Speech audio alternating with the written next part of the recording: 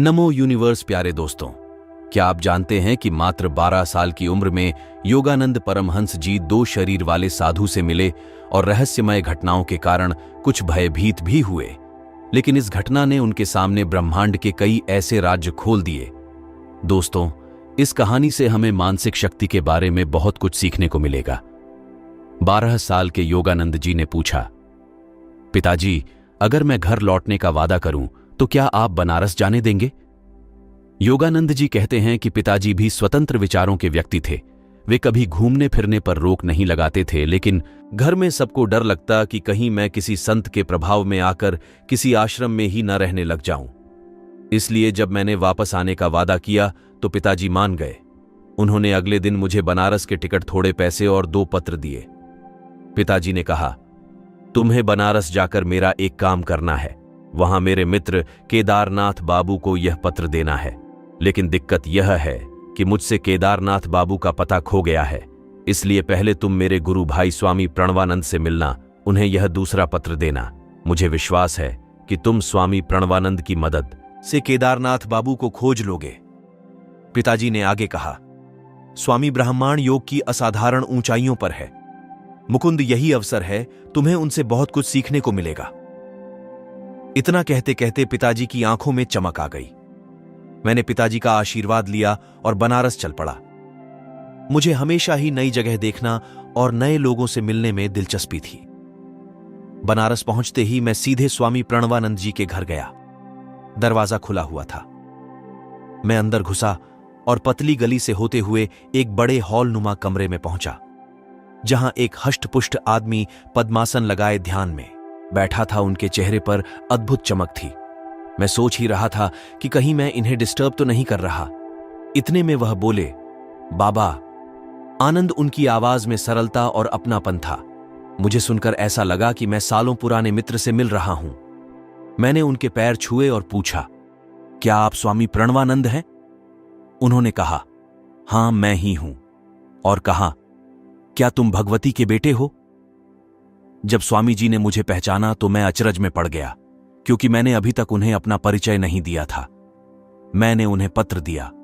उन्होंने पत्र को एक नजर देखा और कहा, मैं केदारनाथ बाबू का पता लगाने में तुम्हारी मदद करूंगा, तुम यहीं बैठो। इसके बाद अचानक स्वामी जी ने विषय बदल दिया और मुझसे कहा, तुम्हें पता है, मुझे 2 पेंशन्स का लाभ मिलता है।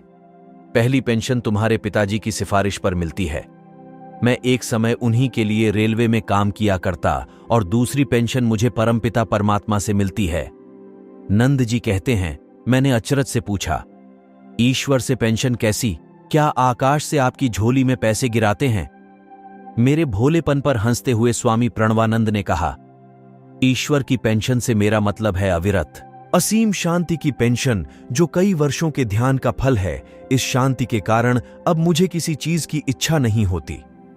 स्वामी जी ने कहा, मन इतनी आसानी से हमारा सेवक नहीं बनता, ना ही भटकने परेशान होने की आदत छोड़ता। इससे बात मनवाना पड़ता है। जब तुम बड़े होगे तब तुम्हें दूसरी पेंशन की अहमियत समझ आएगी। बात खत्म करते ही स्वामी जी एकदम मौन हो गए। उनके मौन होने से आसपास सब कुछ शांत हो गया। मेरे मन में एक ही सवाल था कि स्वामी जी मौन क्यों हो गए? अब हम पिताजी के मित्र को कैसे ढूंढेंगे? मैं ऐसा सोच ही रहा था कि स्वामी जी ने कहा, छोटे महाशय, चिंता मत करो, केदारनाथ बाबू आधे घंटे में यहां आ जाएंगे। इतना कहकर स्वामी जी फिर से गहरे ध्यान में उतर गए। मैंने देखा कि जितनी बार स्वामी जी शांत होते, उतनी बार हॉल का वातावरण भी अद्भुत रूप से शांत लगने लगता। योगानंद जी कहते हैं, ठीक आधे घंटे बाद मैंने किसी के आने की आहट सुनी। इतने में स्वामी जी ने मुझसे कहा, शायद केदारनाथ बाबू आ रहे हैं। मैं चौंक गया और सोचने लगा कि ऐसा कैसे हो सकता है ना। हॉल के बाहर से कोई आया, न ही हमने किसी को संदेश दिया। स्वामी जी ने मेरे अलावा किसी से कोई बात नहीं की, तो फिर बिना किसी संदेश के केदारनाथ बाबू कैसे आ गए? मैं जल्दी से हॉल के बाहर गया तो देखा कि सामने से एक व्यक्ति सीधे मेरी ओर ही चला आ रहा है। मैंने पूछा, क्या आप केदारनाथ बाबू हैं? व्यक्ति ने कहा, हां, कहीं तुम भगवती के बेटे तो नहीं जो मुझसे मिलने आए हो? मैंने पूछा, आप यहां कैसे पहुंचे? आपको कैसे पता कि मैं आपसे मिलने आया हूं? केदारनाथ बाबू ने कहा, आज सब कुछ रहस्यमय रूप से घट रहा है। अभी 1 घंटे पहले जैसे ही मैं गंगा स्नान करके निकला, वैसे ही स्वामी प्रणवानंद मेरे सामने आ गए और मुझसे कहा, कृपया मेरे घर पहुंचे। भगवती का बेटा मेरे घर में आपका इंतजार कर रहा है। मैंने कहा, ठीक है सर। हिलाया ही था कि स्वामी जी तेजी से बिना किसी संदेश के केदारनाथ बाबू कैसे आ गए। मैं जल्दी से हॉल के बाहर गया तो देखा कि सामने से एक व्यक्ति सीधे मेरी ओर ही चला आ रहा है। मैंने पूछा, क्या आप केदारनाथ बाबू हैं? व्यक्ति ने कहा, हां, कहीं तुम भगवती के बेटे तो नहीं जो मुझसे मिलने आए हो? मैंने पूछा, आप यहां कैसे पहुंचे? आपको कैसे पता कि मैं आपसे मिलने आया हूं?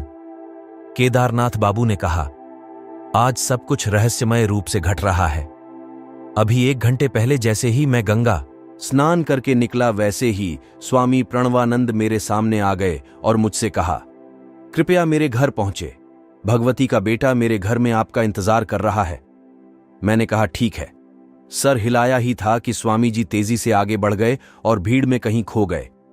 उसके बाद में जल्दी जल्दी यहां चलकर पहुंचा। केदारनाथ बाबू ने कहा, मैं पिछले साल स्वामी जी से एक ही बार मिला हूं, लेकिन आज वे अपने आप ही गंगा घाट पर मिल गए। योगानंद जी कहते हैं, मुझे अपने कानों पर यकीन नहीं हो रहा था। मैंने केदारनाथ बाबू से फिर से पूछा, आप जो कह रहे हैं उस पर मुझे विश्वास नहीं हो रहा क्या? आपने सचमुच स्वामी जी को गंगा घाट पर देखा? केदारनाथ बाबू मेरे बार बार पूछने से गुस्सा हो गए। उन्होंने कहा, अगर स्वामी जी मुझसे नहीं कहते तो मुझे कैसे पता चलता कि यहां तुम मेरा इंतजार कर रहे हो? तब योगानंद जी ने कहा, लेकिन स्वामी प्रणवानंद जी पिछले 1 घंटे से मेरे सामने बैठे हैं। वे एक पल के लिए भी मेरी नजरों से ओझल नहीं हुए। तो फिर आप ही बताइए, एक व्यक्ति एक समय में 2 जगह 2 शरीर के साथ कैसे हो सकता है? योगानंद जी कहते हैं कि मेरी बात सुनकर केदारनाथ बाबू की आंखें फैल गईं। उन्होंने कहा, मैंने भी ऐसा किस्सा पहली बार सुना है कि एक व्यक्ति 2 शरीर बनाकर दोनों से काम करता है। हम दोनों के पास रहस्य का कोई जवाब नहीं था, इसलिए हम दोनों स्वामी जी के कमरे में गए। केदारनाथ बाबू ने फुसफुस हुए कहा, देखो, ये वही खड़ाऊ है जो स्वामी जी ने घाट पर पहने थे, और अभी जो लंगोटी पहने हुए हैं, ठीक यही मेरे सामने भी पहने हुए थे। योगानंद जी कहते हैं, इस बीच स्वामी प्रणवानंद ने मुस्कान के साथ मेरी ओर देखा और पूछा, अरे मुकुंद, तुम इतने सप्त क्यों हो? पूरा ब्रह्मांड एक सौर से प्रकट हो रहा है। ये सत्य एक योगी से कुछ भी छिपा नहीं है। एक सच्चे योगी के लिए कोई दूरी और कठिनाई नहीं है।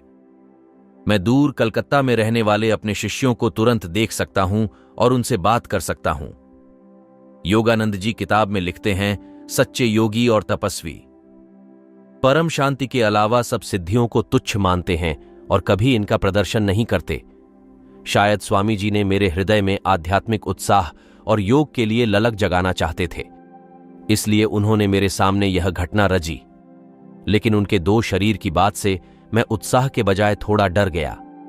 स्वामी जी को देखकर मुझे संदेह होने लगा कि यह असली शरीर है या कोई प्रोजेक्शन।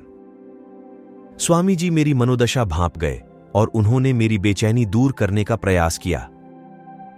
उन्होंने मुझसे कहा, अरे मैं तुम्हें दूसरी पेंशन के बारे में बताना ही भूल गया। स्वामी जी ने कहा, कई सालों पहले मैं रेल रोड में काम किया करता था। वहां तुम्हारे पिताजी मेरे बॉस थे। उन दिनों मैं पूरी रात ध्यान किया करता और दिन में रेलवे दफ्तर में काम करता।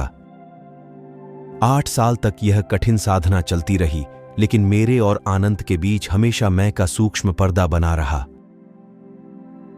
एक शाम मैंने अपने गुरु महाशय से मदद के लिए विनती की। काफी देर याचना करने पर गुरुजी ने कहा, ठीक है, अब जाओ और ध्यान करो। मैं उल्लास के साथ घर लौटा और उस रात ध्यान में जीवन का लक्ष्य पूर्ण हो गया।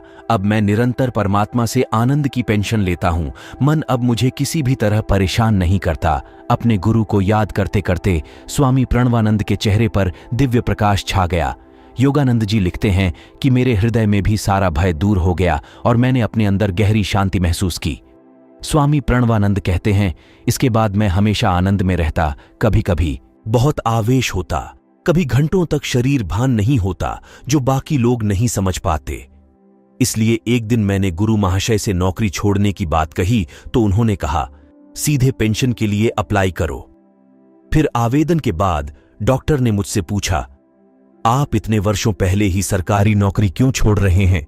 स्वामी प्रणवानंद कहते हैं, मैंने सच कहा कि काम करते समय मुझे रीढ़ में नीचे से प्रबल शरीर में फैल जाती है, जिस कारण मैं अपना ऊर्जा उगती हुई महसूस होती है, फिर पूरे कार्य नहीं कर पाता।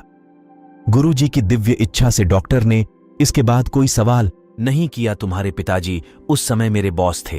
उन्होंने आवेदन को स्वीकार करके मेरी पेंशन चालू करवा दी। ऐसा कहकर स्वामी प्रणवानंद मौन हो गए। मैंने जाने के लिए चरणों को स्पर्श किया तो स्वामी जी ने कहा, तुम्हारे जीवन में त्याग और योग का मार्ग है, यह जल्द ही तुम्हें स्पष्ट हो जाएगा। इस कहानी से पूरा ब्रह्मांड एक सोर्स से प्रकट हो रहा है। पूरा संसार, शरीर और मन एक सोर्स का डायनेमिक एक्सप्रेशन है, एक तत्व की ऊर्जावान अभिव्यक्ति है। यूं कहो कि एक ऊर्जा है जो विभिन्न रूपों में प्रकट हो रही है। महर्षि पतंजलि योग सूत्र में कहते हैं कि मन शांत, आनंदित और एकाग्र होता है तो इंसान किसी भी परिस्थिति में असहाय नहीं होता, क्योंकि वह जानता है कि सब कुछ एक सोर्स से प्रकट हो रहा है। वो जानता है कि हर परेशानी का एक ही कारण है कि हमारा मन शक्तिशाली होता जाए। हमें केवल अपने मन को शक्तिशाली बनाना है। स्वामी विवेकानंद भी यही कहते हैं, ब्रह्मांड में सभी मन आपस में जुड़े हुए हैं। अपने मन को कंट्रोल करने से सबके मन कंट्रोल हो जाते हैं।